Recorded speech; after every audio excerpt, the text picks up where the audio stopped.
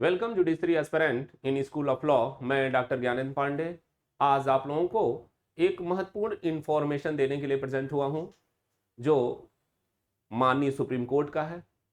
अभी 21 अगस्त 2026 को माननीय सुप्रीम कोर्ट ने Bhumika Trust versus Union of India के केस में अपने प्रीवियस जजमेंट को, जो ऑल इंडिया जजेज Association versus Union of India के केस में 3 साल की प्रैक्टिस को मैंडेटरी किया था, जिसके अंतर्गत जो भी सिविल जज जूनियर डिवीजन का फॉर्म आएगा, वैकेंसी आएगी, उसमें वही व्यक्ति फॉर्म भर सकता था जो 3 साल की प्रैक्टिस कंप्लीट कर लिया हो।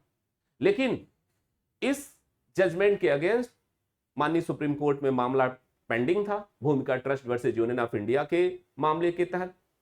इस केस में माननीय सुप्रीम कोर्ट ने यह निर्णय दिया है कि 3 साल की जो प्रैक्टिस होगी अब कंटिन्यू नहीं इसको रखा जाएगा, बल्कि यह जो प्रैक्टिस रूल होगी वह 3 पार्टों में डिवाइड होगी और यह भी 3 साल की जो प्रैक्टिस है वह 1 अप्रैल 2027 से लागू होगी।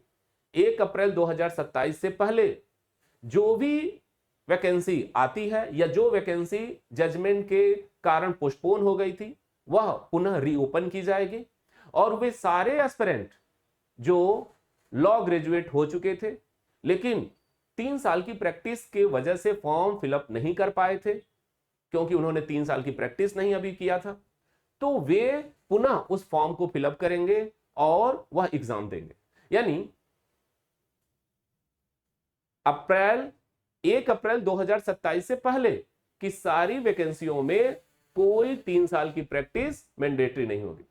अब 1 अप्रैल 2027 के बाद अगर कोई वैकेंसी आती है सिविल जज जूनियर डिवीजन की, तो उसमें 1 साल की प्रैक्टिस मैंडेटरी होगी और 1 साल की प्रैक्टिस के लिए आपको एक्टिव पार्टिसिपेट करना होगा, किसी कोर्ट के प्रोसीडिंग में भाग लेना होगा।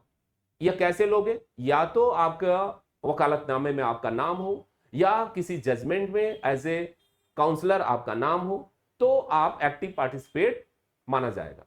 तो अभी से आप 1 साल की प्रैक्टिस को करने के लिए आप अभी से बार एसोसिएशन में रजिस्टर्ड करा लें और अपने सीनियर के साथ मिलकर उनके अपने वकालतनामे पे आप अपने नाम के थ्रू आप कोई भी मामला, कोई भी सूट कोर्ट में इंस्टीट्यूट करें।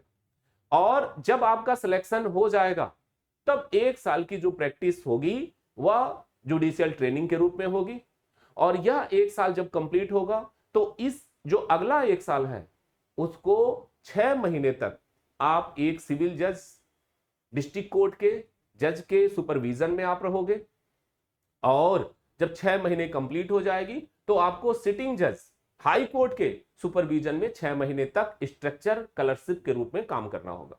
और इस तरीके से आपके 3 साल की प्रैक्टिस को मॉडिफाई किया गया है। तो ये आपके लिए बहुत अच्छा जजमेंट है।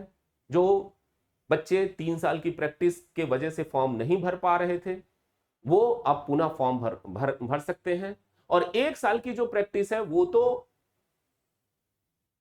का जो समय है वो काफी कम है। ऐसा नहीं कि 1 साल की जो प्रैक्टिस होगी आपकी, देखोगे आपकी तैयारी भी चलती रहेगी और आप 1 साल सिविल कोर्ट में बार एसोसिएशन में आप या हाई कोर्ट के बार एसोसिएशन में आप रजिस्टर्ड करा लो और वहां की प्रैक्टिस आपकी काउंट होगी और आप फॉर्म फिलअप करोगे, इधर आपकी तैयारी चलती रहेगी। तो स्कूल ऑफ लॉ आपको जज बनाने के लिए तत्पर है। आप स्कूल ऑफ लॉ से जुड़े और अपने जज बनने के सपने को साकार करें। इसी इंफॉर्मेशन को देने के लिए मैं प्रेजेंट हुआ था। धन्यवाद।